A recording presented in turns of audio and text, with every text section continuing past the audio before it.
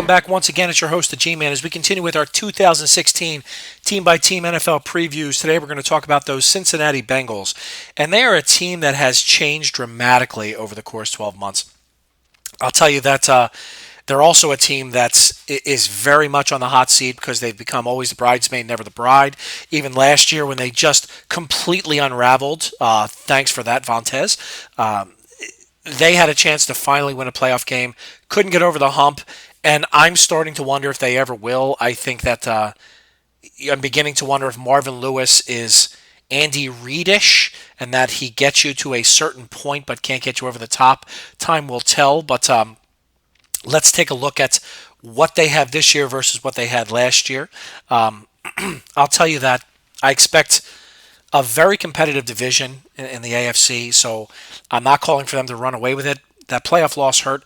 The biggest defection I think they have isn't so much Marvin Jones. I think their biggest defection is Hugh Jackson. I think Hugh Jackson is a hell of an offensive coach, and I think he made Andy Dalton look great. He knew how to use those running backs.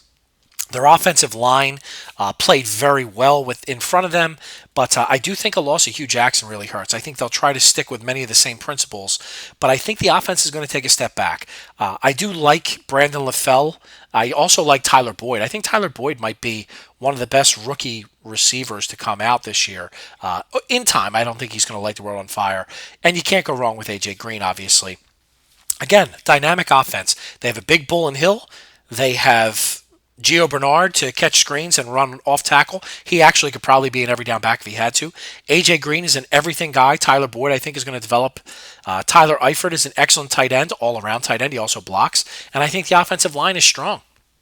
From a defensive perspective, they didn't lose a ton, and they really drafted to help fortify this defense. They drafted linebacker, corner, and nose tackle in the draft.